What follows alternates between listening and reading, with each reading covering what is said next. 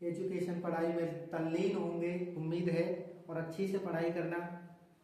देखो आज फिजिक्स कक्षा 12 के अंतर्गत वैद्युत क्षेत्र तथा आवेश में कूलाम का नियम बहुत आसान शब्दों में अपनी भाषा में समझाने आ रहा हूं। कृपया अच्छा लगे तो चैनल को सब्सक्राइब जरूर कर लें। कूलाम का नियम होता क्या है? सर्वप्रथम 1785 ईस्वी में फ्रांसीसी वैज्ञानिक कूलाम ने एक नियम दिया था कि दो आवेशों के मध्य लगने वाला बल, जो नियम दिया था उसी नियम को कूलाम के नियम से जाना जाने लगा। तो सर्वप्रथम सन 1785 में फ्रांसीसी वैज्ञानिक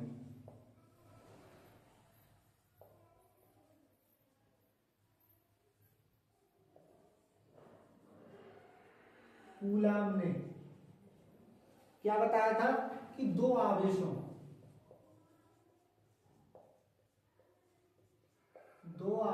के मध्य लगने वाले बल का नियम प्रतिपादित किया।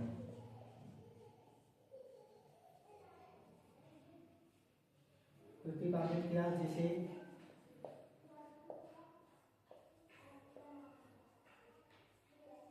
कूलाम के नियम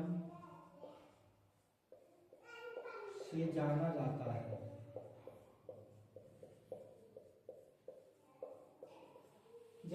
देखो इसकी परिभाषा क्या होगी? हम सब जानते हैं कि दो आवेशों के मध्य जो बल लगता है वो कूलाम के नियम से ही है। कूलाम ने ही इसका नियम दिया था। लेकिन परिभाषा क्या होगी? दो स्थिर बिंदु, एक ये और एक ये, दो स्थिर बिंदु, ये हमारा आवेश यानी Q1 और Q2, इन दोनों के मध्य दूरी के वर्ग के व्युत्क्रमानुपाती होती है। दोनों आवेशों के मध्य लगने वाला बल दूरी यानी r के वर्ग के व्युत्क्रमानुपाती होती है। ये उन्होंने नियम दिया था। दो परिभाषा लिखते हैं। दो स्थिर बिंदु आवेशों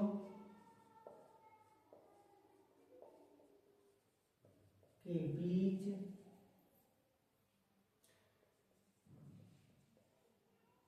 लगने वाला प्रतिकर्षित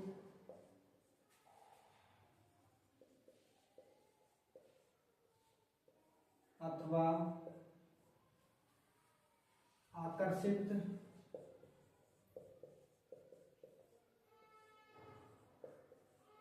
बल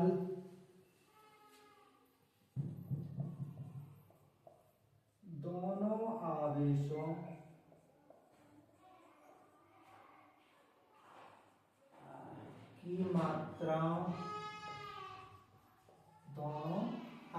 की मात्राओं के गुणनफल के अनुक्रमानुपाती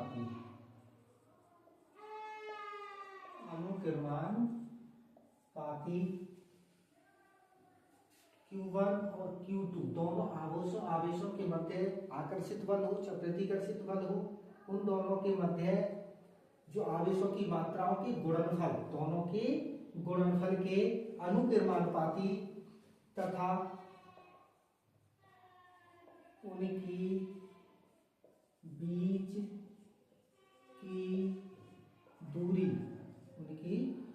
की दूरी r दूरी के वर्ग के व्युत्क्रमानुपाती होता है, व्युत्क्रमानुपाती होता है। यह बल दोनों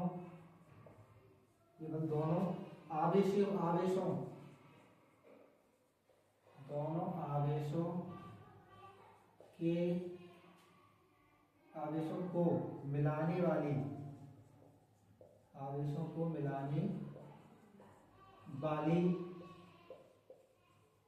रेखा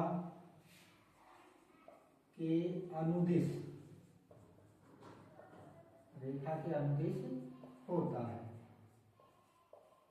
छोटी सी परिभाषा, बहुत शब्द को ना ला करके छोटी सी शब्दों में सिर्फ हम इसे याद रखेंगे कि दोनों आवेशों के मध्य लगने वाला किसी भी प्रकार का बल, चाहे आकर्षित बल हो चाहे प्रतिकर्षित बल हो, उन आवेशों की मात्राओं के गुणनफल के अनुक्रमानुपाती होती है। और जो उनके बीच जो दूरी होती है वो दोनों आवेशों के वर्ग के व्युत्क्रमानुपाती होती है। और इन दोनों आवेशों को मिलाने वाली रेखा अनुदिश होती है।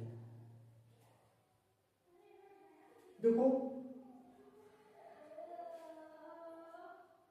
F बराबर नहीं, परिभाषा से चलो, व्युत्क्रमानुपाती किसके है?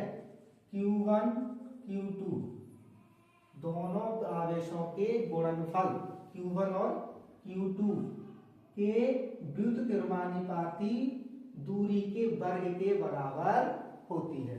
दोबारा समझ लो, बल प्रतिकर्षित बल हो आकर्षित बल हो, बल यानी कि अनुक्रमानुपाती दोनों आवेशों के गुणनफल Q1 और Q2 के बीच में गुणनफल यानी गुणा है, तथा उनके बीच की दूरी के वर्ग के बराबर होता है। अब देखो आगे, यहां F अनुक्रमानुपाती का चिन्ह हटाएंगे, बराबर का लगाएंगे तो कोई ना कोई नियतांक आ जाता है, कोई ना कोई नियतांक आ जाता है। तो एक नियतांक आ गया और Q1 Q2 बटे R स्क्वायर। अब जो नियतांक है, ये नियतांक का मान हम जानते हैं, K बराबर 9 गुणा 10 की घात 9, ये इसका मान होता है।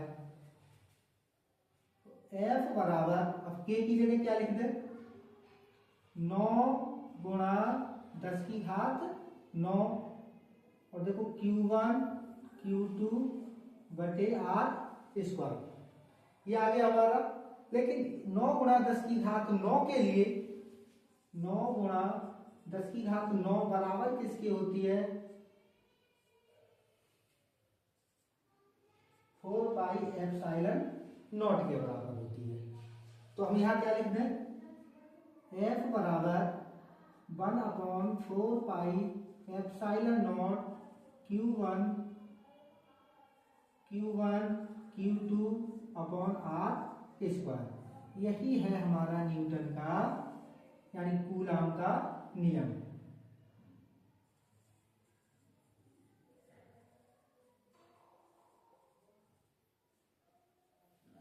कूलॉम का नियम।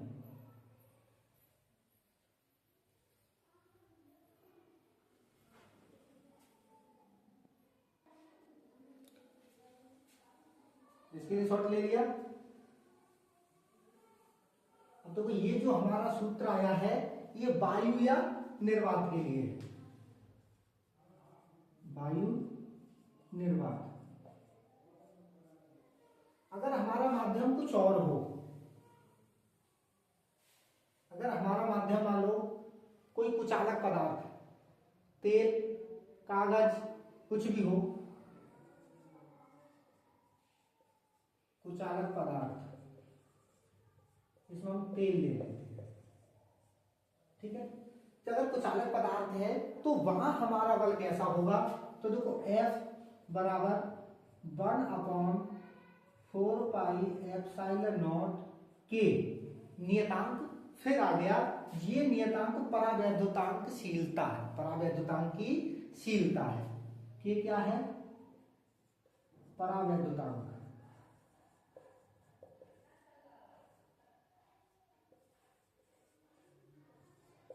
वैद्युशीलता, ठीक है, हमारे परावैद्युतांक की वैद्युतशीलता। और Q1 Q2 बटे R स्क्वायर, दोनों फॉर्मूला आपके पास हैं, नोट कर लीजिए। धन्यवाद। चैनल पर अगर नए हैं तो कृपया चैनल को सब्सक्राइब कर लें और ज़्यादा से ज़्यादा वीडियो को शेयर करें। फिर मिलेंगे अगली वीडियो में। धन्यवाद।